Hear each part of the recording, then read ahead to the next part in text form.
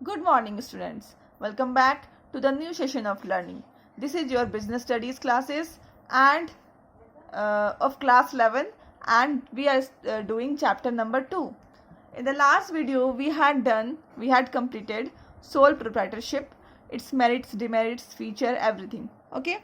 In today's video, we are going to deal with the Hindu undivided family, or you can say joint Hindu family. ठीक है, तो ये private जो हमने देखा था, ठीक है, प्राइवेट इंटरप्राइजेस का जो दूसरा फॉर्म है, ठीक है, जैसे मैं आपको दिखाती हूँ picture. This is a forms of private sector enterprises. इसका दूसरा फॉर्म है जॉइंट हिंदू फैमिली बिजनेस. पहला हमने सोल प्रोप्राइटरशिप खत्म कर लिया. ओके, तो जॉइंट हिंदू फैमिली बिजनेस वैसे बिजनेस होते हैं जो कि वैसे फैमिली से बिलोंग करते हैं जो कि कभी भी दे आर अनडिवाइडेड, मतलब they belongs to joint family. वो सालों साल से जॉइंट फैमिली जो हमारा सिस्टम है, जॉइंट फैमिली का जो सिस्टम है, उससे वो चले आ रहे हैं. और इस बिजनेस में क्या होता है, सिर्फ मेल मेंबर्स को इस बिजनेस का मेंबर्स माना जाता है. और ये बिजनेस कोई भी इंडस्ट्रियल और फिर कंपनीज एक्ट के थ्रू गवर्न नहीं होता है. This is very important. ये बिजनेस कभी भी कोई इंडस्ट्रियल और कंपनीज एक्ट के तहत गवर्न नहीं होता है. ये गवर्न होता है हिंदू सक्सेशन एक्ट. ओके, ये कैसे गवर्न होता है? हिंदू सक्सेशन एक्ट के तहत गवर्न होता है. और इसमें 2 कंडीशन का होना बहुत ज़रूरी है. पहला ये कि मिनिमम 2 मेल मेंबर्स होने चाहिए, मिनिमम 2 मेल मेंबर्स होने चाहिए. और दूसरा कि existence of some ancestral property, मतलब कुछ खानदानी या फिर पुश्तैनी आप बोल सकते हो प्रॉपर्टी, या फिर लैंड, बिल्डिंग, एनीथिंग, वो होनी चाहिए. ओके, तो पहली बात है जॉइंट हिंदू फैमिली बिजनेस को कौन लेकर के चलते हैं? जो कि हिंदू फैमिली होते हैं, जो कि जॉइंट फैमिली होते हैं. और मतलब जनरेशन टू जनरेशन अगर हम लोग बात करें तो वो लोग उनकी कोई भी जनरेशन अलग नहीं होती है, वो लोग जॉइंट फैमिली में ही रहते हैं.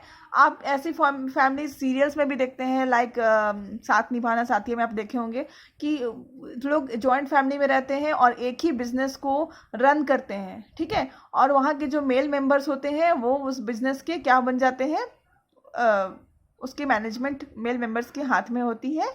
और ऐसे बिजनेस को कोई भी इंडस्ट्रियल और फिर कंपनीज एक्ट के तहत गवर्न नहीं होता है. They are govern by Hindu succession act. Okay, Hindu succession act के तहत गवर्न होता है. इसके 2 कंडीशंस है, मिनिमम 2 मेल मेंबर्स होने चाहिए. और दूसरा है existence of some ancestral property, मतलब कुछ ना कुछ पुश्तैनी जो प्रॉपर्टी होती है, ठीक है, पुश्तैनी मकान, बिल्डिंग, ठीक है, वो होनी चाहिए. ठीक है, और इसके मेल मेंबर्स को बोलते हैं को पार्सेनर्स. क्या बोलते हैं इसके मेल मेंबर्स को? Coparceners. It's male members are called coparceners. Okay, ठीक है. और आगे देखते हैं हम लोग 2 systems of joint Hindu family business. Joint Hindu family business की 2 सिस्टम्स होती हैं. ठीक है, पहला है दया भागा एंड दूसरा है मिताक्षरा. ठीक है, पहला है दया भागा एंड दूसरा है मिताक्षरा. ठीक है, दया भागा वेस्ट बंगाल में फॉलोड होता है. दया भागा वेस्ट बंगाल में फॉलोड होता है. अब मिताक्षरा पूरे इंडिया में फॉलोड होता है except West Bengal. Repeating again, Dayabhaga is followed in West Bengal and Mitaksara is followed in all over the India except West Bengal. Okay? तो इसमें क्या होता है, दया भागा में क्या होता है, मेल मेंबर्स के साथ साथ फीमेल मेंबर्स को भी जॉइंट हिंदू फैमिली बिजनेस का पार्टनर्स माना जाता है. ठीक है, जैसे यहाँ पे मैंने बताया ना, carried on by the male members. इसको कौन बिजनेस को आगे लेकर के जाते हैं? मेल मेंबर्स लेकर के जाते हैं. और मेल मेंबर्स को क्या बोला जाता है? को पार्टनर्स होता है. यहाँ पे मेल मेंबर्स की बहुत ज़्यादा इंपॉर्टेंस होती है. ठीक है, मेल मेंबर्स जैसे ही फैमिली में बर्थ होता है मेल मेंबर का, मतलब बच्चे का जैसे ही मेल बच्चे का बर्थ होता है, वैसे ही उसको बर्थ के साथ ही उसको बिजनेस का एक पार्टनर माना जाता है. ओके, तो यहाँ पे मेल मेंबर्स का काफ़ी महत्व होता है. बट दया भागा कहाँ फॉलोड है? वेस्ट बंगाल में फॉलोड है. ये दया भागा ऐसा सिस्टम है जहाँ पे हम लोग male as well as female member दोनों को हम लोग क्या मानते हैं? को पार्टनर्स यहाँ पे दोनों को मानते हैं, या फिर दोनों को को पार्टनर्स हम लोग मानते हैं. ठीक है, देन मिताक्षरा की बात करें तो वेस्ट बंगाल को छोड़ करके पूरे इंडिया में मिताक्षरा जो है सिस्टम है ये फॉलोड होता है, और इसमें सिर्फ मेल मेंबर्स को जॉइंट हिंदू फैमिली बिजनेस के हायर यानी कि को पार्टनर्स, ठीक है, वो माना जाता है। ठीक है, तो I think the meaning is clear कि होता क्या है। अब आगे हम लोग देखते हैं features of Hindu undivided family. इसके फीचर्स क्या क्या होते हैं। ठीक है, मेंबरशिप बाय बर्थ। जैसे मैंने आपको बताया ना कि जैसे ही कोई मेल मेंबर का बर्थ होता है फैमिली में, ठीक है, जैसे ही कोई मेल मेंबर्स का फैमिली में बर्थ होता है तो वैसे ही ऑटोमेटिकली वो जॉइंट हिंदू फैमिली बिजनेस का मेंबर बन जाता है। उसके लिए कोई एग्रीमेंट पेपर साइन करने की या तो फिर कोई लीगल रिक्वायरमेंट की कोई ज़रूरत नहीं होती है। बस उसके बाय बर्थ, बाय यहाँ पे मेंबरशिप बाय बर्थ, मतलब जैसे ही वो उनका बर्थ हुआ वो जॉइंट हिंदू फैमिली बिजनेस के मेंबर बन गए। Okay, then second is management. आपको मैंने पहले ही बताया कि इसका जो मैनेजमेंट है नॉर्मली कौन देखते हैं, मेल मेंबर्स देखते हैं, बट हम लोग के घर में भी होता है ना, जिसका सबसे ज़्यादा एज है उसको हम लोग क्या मानते हैं, मुखिया मानते हैं। ठीक है, घर का मुखिया मानते हैं, उनकी हम लोग बात सुनते हैं। होता है पहले के ज़माना में ये ज़्यादा होता था, अब तो लोग न्यूक्लियर फैमिली या फिर स्मॉल फैमिली में कन्वर्ट हो जा रहे हैं, तो अभी ये चीज़ कम है। बट हम लोग के जो घर में जो फादर होते हैं उनको हम लोग मुखिया मानते हैं। उसी तरह से यहाँ पे जॉइंट हिंदू फैमिली में क्या होता है कि जो भी सबसे एल्डर मेल मेंबर है, सबसे एल्डर मेल मेंबर, ओके, वो सारे बिजनेस को कंट्रोल करते हैं और मैनेज करते हैं। लाइक अगर परदादा अगर जिंदा हैं, ठीक है, परदादा अगर अलाइव हैं और वो कैपेबल है बिजनेस ऑपरेट करने के लिए, तो वो कर्ता कहलाएंगे। ठीक है, यहाँ पे उसको क्या बोलते हैं, जो मेल मेंबर्स जो होते हैं, सबसे एल्डेस्ट मेल मेंबर जो होते हैं उसको हम लोग क्या बोलते हैं, कर्ता। ठीक है, उसको क्या बोलते हैं, कर्ता। ये जो कर्ता होते हैं वो क्या करते हैं, वो पूरे का पूरा बिजनेस को मैनेज करते हैं और कंट्रोल करते हैं, और ये सीनियर मोस्ट मेल मेंबर होते हैं फैमिली के।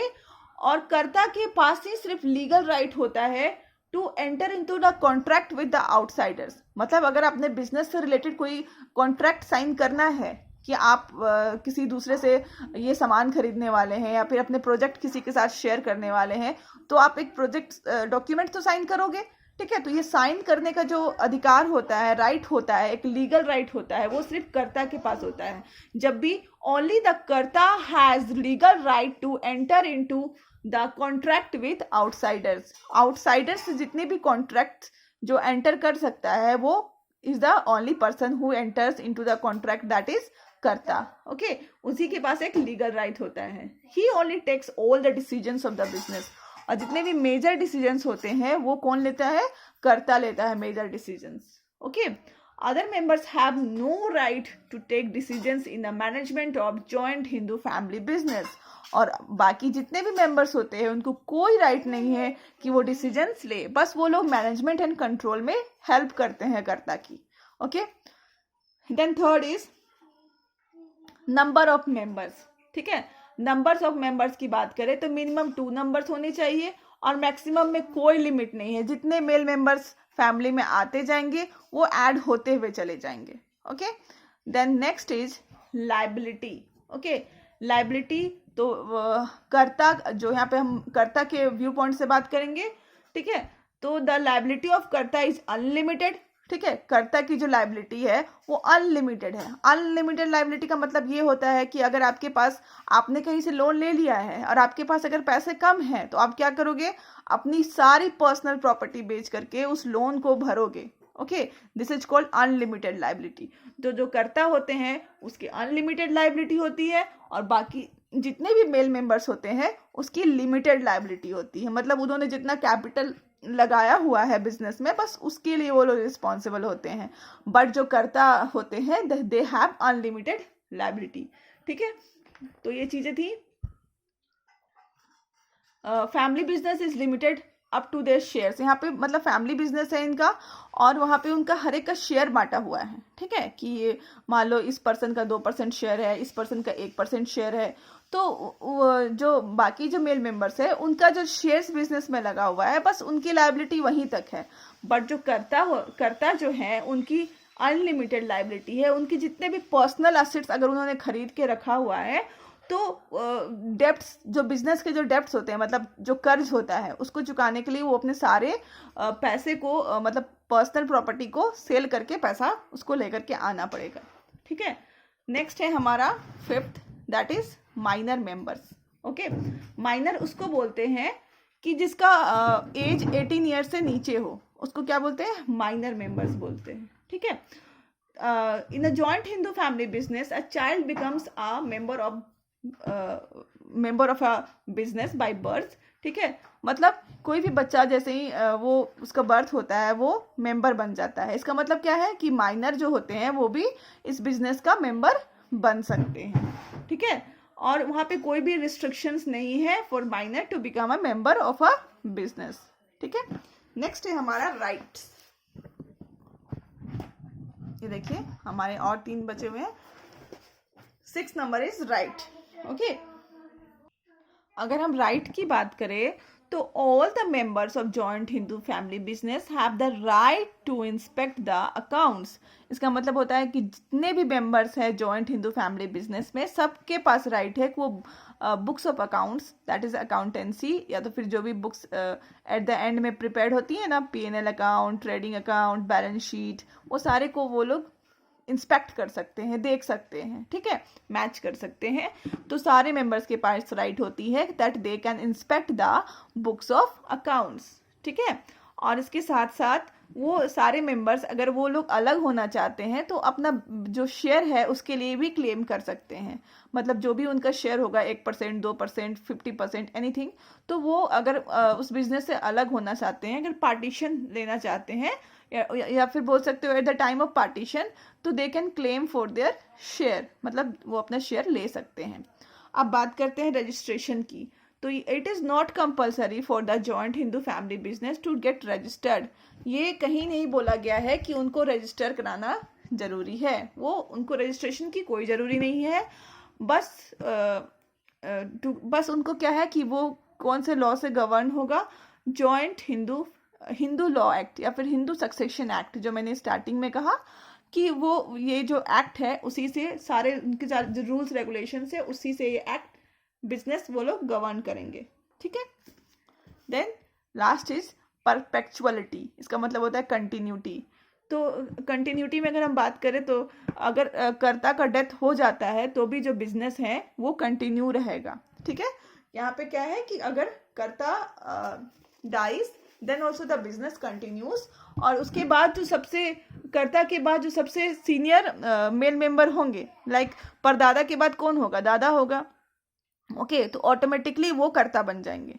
ओके, तो जो सबसे कर्ता के बाद जो सबसे सीनियर मोस्ट मेल मेंबर होंगे वो ऑटोमेटिकली क्या बन जाएंगे, कर्ता बन जाएंगे, और सारा वर्क वो कैरी करेंगे। ठीक है, तो यहाँ पे कर्ता के जाने के बाद भी बिजनेस एंड नहीं होता है, बिजनेस वैसे ही चलता चला जाता है और कर्ता चेंज हो जाते हैं। ठीक है, बस इतना ही था।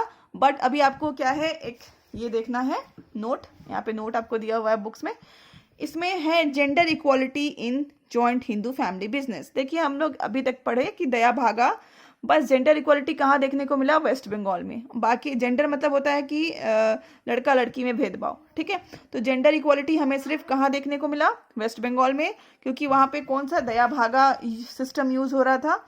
एंड मिताक्षरा में देखने को क्या मिला कि वहाँ पे पार्शियलिटी हो रहा था, मतलब फीमेल मेंबर को मेंबर नहीं माना जाता था, सिर्फ मेल मेंबर को मेंबर माना जाता था। तो क्या हुआ, on December 2004 a bill was passed in the parliament to amend the Hindu succession act. तो 4 दिसंबर को एक बिल पास हुआ था पार्लियामेंट में, टू अमेंड मतलब होता है कि कुछ ऐड करना, जो चीजें हैं उसमें कुछ ऐड करना हिंदू सक्सेशन एक्ट में। In this amendment women are given equal right in the joint Hindu family business. इस अमेंडमेंट में वीमेन को इक्वल राइट दिया गया था जॉइंट हिंदू फैमिली बिजनेस में। And the bill was pass to remove discrimination as content in section 6। और जो इसके पहले से था, जो डिस्क्रिमिनेशन हो रहा था मिताक्षरा एंड दया भागा ये सब करके, तो ये जो बिल पास हुआ इससे सारे डिस्क्रिमिनेशंस बंद हो गए। मतलब अभी का जो सिस्टम है उसमें ये है एक्चुअली कि जो आपके फीमेल मेंबर्स है वो भी मेंबर्स हैं एंड मेल मेंबर्स हैं वो भी मेंबर्स हैं। ठीक है, तो ये चीज़ें आपको रखनी है, बट जो आपको फीचर्स एग्जाम में आएंगे वो यही सब लिखना पड़ेगा। बट आपको अगर पूछा जाता है कि क्या अभी भी यही सिस्टम है, तो मैं आपको बस अपडेट कर रही हूँ, ठीक है। As per Mitakshara as well as Dayabhaga, female can became co partners as well like male members of the joint Hindu family. अब मिताक्षरा और दया भागा ऐसा कोई सिस्टम नहीं है, अब एक ही सिस्टम है कि दोनों मेल मेंबर्स बन सकते हैं, ठीक है। तो that's all in today's video. Hope you understood the video. Hope you enjoyed listening it. And please go through the book after listening the video. And in the next video, I will come up with next topic. Till then, thank you. Keep studying.